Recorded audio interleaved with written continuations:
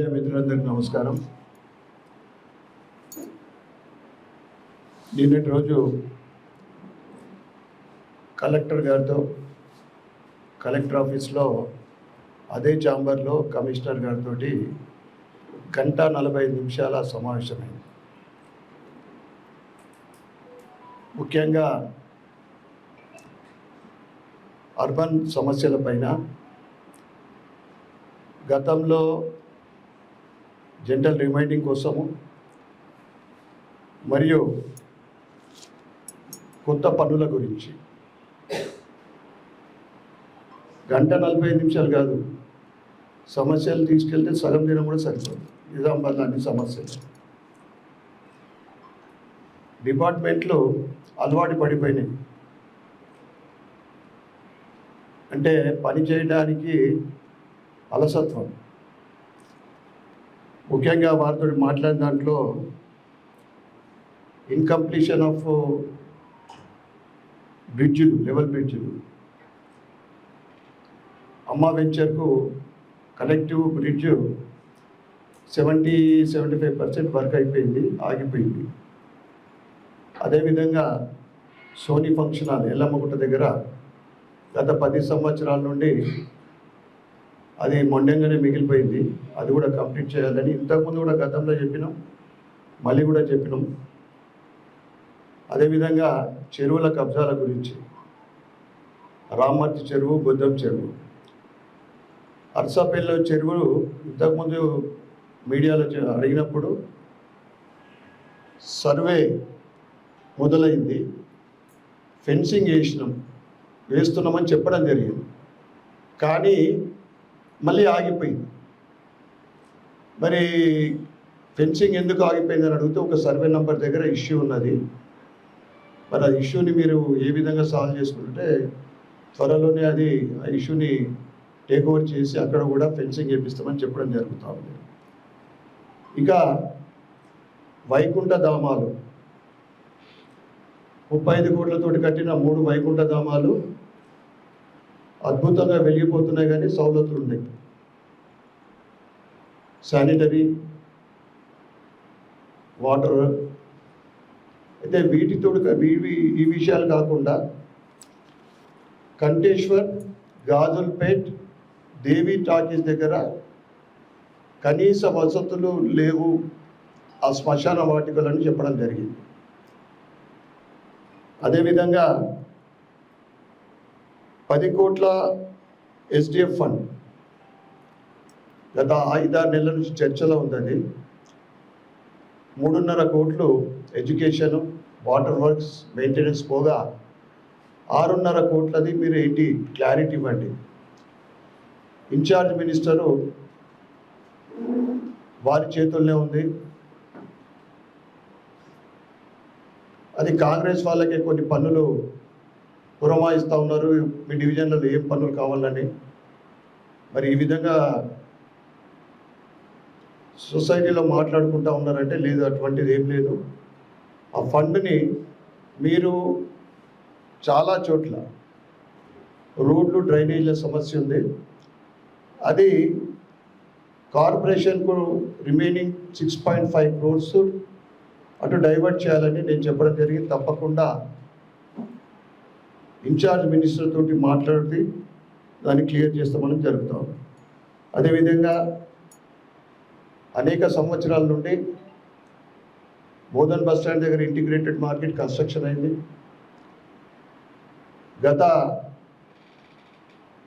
గతంలోనే కౌన్సిల్లో శంభుడిగుడి దగ్గర ఉన్న 22 షాపులు కన్స్ట్రక్షన్ అయిన తర్వాత వాటికి ఇస్తా అని చెప్పడం జరిగిందట. మిగతా వాటిని ఏదైనా యాక్షన్ ద్వారా మేము ఇస్తామని చెప్తా ఉన్నారు. ఏది ఏమైనా 22 షాపులు మాత్రం ఖచ్చితంగా అవి కబ్జాలు, దాన్ని ఎవరికి కూడా అంటే ఇల్లీగల్గా ఆ రెంట్ పేమెంట్ అది ఆ సమస్య మనందరికీ తెలుసు. తప్పకుండా వాటిని త్వరలోనే మీరు ఆ 22 షాప్ వాళ్ళని సిపి గారు పిలుచుకొని మాట్లాడతారా, ఆ సమస్య పరిష్కారం త్వరలోనే కావాలని చెప్పడం కూడా జరిగింది. Old collector ground old collector office 12.5 ఎకరాలు, తర్వాత ప్రెస్ క్లబ్ ముంగట 2 ఎకరాల చిల్లర.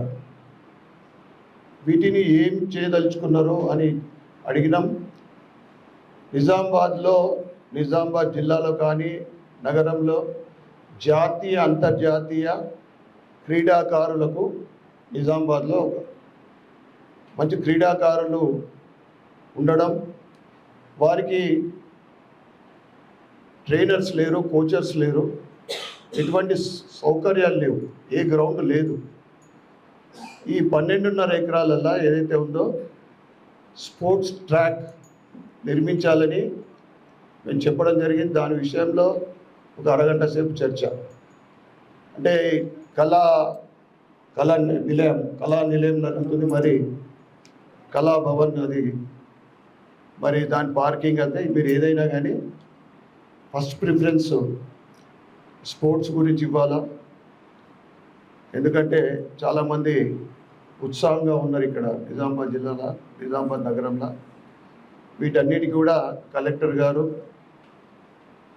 మంచి రెస్పాన్స్ ఇచ్చిండు.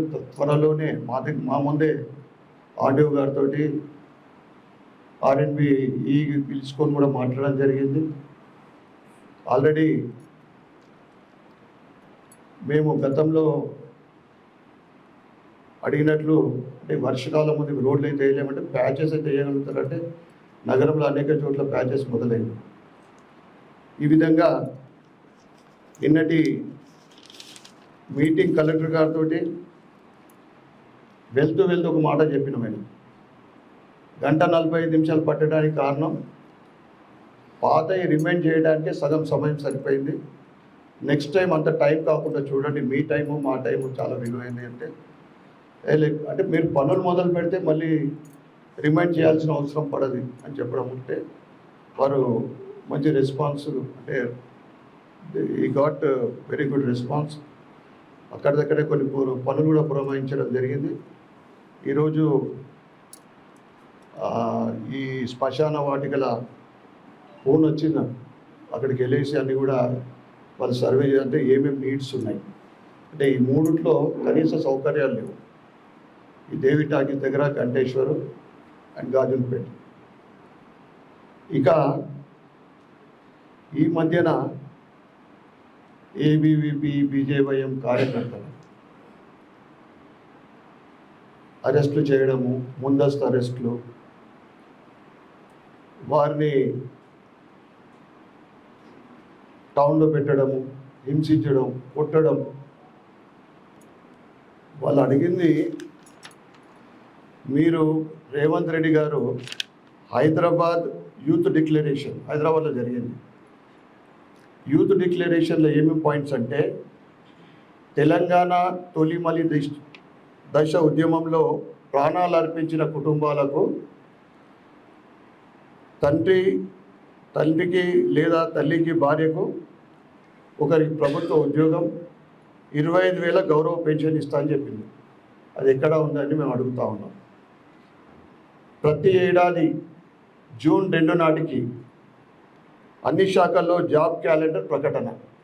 జూన్ పోయింది, జూలై కూడా స్టార్ట్ అయింది. సెప్టెంబర్ 17 లోపు, అంటే సంవత్సరం లోపు 17 లోపు 2 లక్షల ఉద్యోగాలు. మరి ఆ నియామకాలు ప్రాసెస్ మీరు ఎలా చేపడతారో సెప్టెంబర్ 17 వరకు తెలియజేయాల్సిందిగా మేము డిమాండ్ చేస్తా ఉన్నాం. 2 లక్షల ఉద్యోగాలని చెప్పి మెగా డిఎస్సి అని చెప్పి 7 నెలలు గడుస్తున్నా నియామకాలు పూర్తి స్థాయిలో కాలేదు. దాని గురించే నిన్న మా బీజేవైఎం నాయకులు, కార్యకర్తలు ధర్నా చేస్తే వారిని ఈడ్చుకెళ్ళి అరెస్ట్ చేసి టౌన్లో పెట్టడం, మెగా డిఎస్సి విడుదల చేయాలని బీజేవైఎం కార్యకర్తలు డిమాండ్ చేశారు. నువ్వు చెప్పిందే అడుగుతా ఉన్నాం. 7 నెలలు గడిచిపోయింది. నిరుద్యోగులు ఎవరికి ఒక ఉద్యోగం ఇచ్చింది లేదు. పాత ఉద్యోగాలు అలా పోలీస్ డిపార్ట్మెంటు, కొన్ని డిపార్ట్మెంట్లకి యువకులు మీరు డిఎస్సి, మెగా డిఎస్సి ఇవన్నీ మీరు విడుదల చేయాలని డిమాండ్ చేస్తే మీరు అరెస్టులు, లాఠీ చార్జ్. ఈ మధ్యన పోలీస్ వాళ్ళు కాంగ్రెస్ వాళ్ళతోటి దోస్తాను ఎక్కువైనట్లుంది. అందుకే బీజేపీ అంటే మరి ఏదో గతంలో మాదిరి కాకుండా పోలీస్ శాఖకు హెచ్చరిస్తూ ఉన్నాం మేము. సెంట్రల్లో ఉన్నది భారతీయ జనతా పార్టీ ప్రభుత్వం. మా నాయకుడు బండి సంజయ్ గారు సహాయక హోమ్ మినిస్టర్. ఇది మీరు గుర్తుంచుకున్నారా? మీరు ఇక్కడ ఉన్న నాయకులు సంతోషపెట్టడానికో, మీరు సంతోషపడటానికో, మరి ఎవరికి ఏ పనులు తీసుకుంటానికో బీజేపీ మరి బీజేవైఎం కార్యకర్తల పైన అనవసరమైన కేసులు పెడితే ఊరుకుండేది లేదని మేము పోలీస్ శాఖకు హెచ్చరిస్తూ ఉన్నాం. సిపి గారికి కూడా హెచ్చరిస్తూ ఉన్నాం.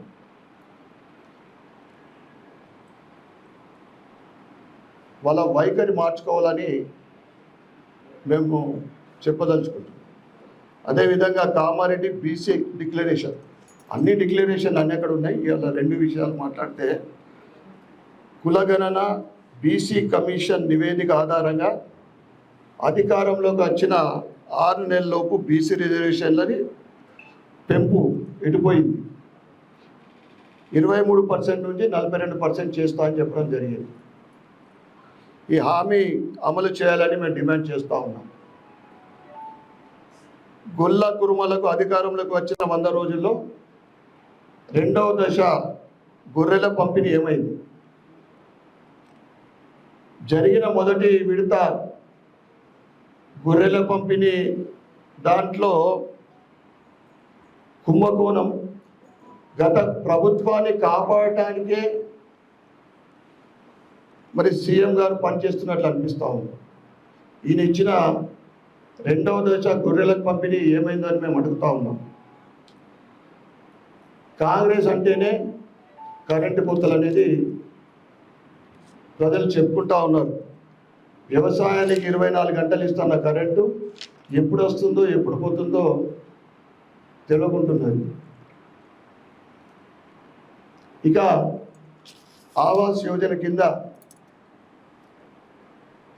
3500 ఇండ్లు 5 లక్షల రూపాయలతో జాగతోటి 5 లక్షల రూపాయలు ఇస్తామని చెప్పి ముఖ్యంగా మీడియా మిత్రులకు గత బీఆర్ఎస్ ప్రభుత్వము 10 సంవత్సరాలలో మీకు ఇస్తాన్న డబుల్ బెడ్రూమ్లు కానీ జాగలకు కానీ మోసం చేసింది.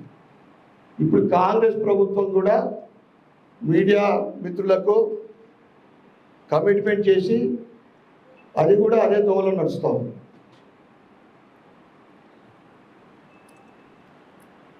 ఇక ఉచిత బస్సు మా అక్క చెల్లెళ్ళకు కొట్లాటలు పెట్టారు, చూస్తూ ఉన్నాం. పాపం కండక్టర్లు భయపడతా ఉన్నారు ఎప్పుడేమవుతుందని. ఉచిత బస్సుతోటి ఏదైతే ఆటో నడిపే వాళ్లకు మీరు సంవత్సరానికి 12,000 రూపాయలు ఇస్తున్నా, 12,000 రూపాయల ఆర్థిక సాయం అంటివి, అది ఏమైందని మేము రేవంత్ రెడ్డి గారిని అడుగుతున్నాం. రాబోయే రోజులలో గట్టిగా అడుగుతాం. అవసరం అనుకుంటే అసెంబ్లీ కూడా ధర్నా కూడా చేస్తాం. మీరు ఇచ్చిన హామీలు అమలు చేయాలని.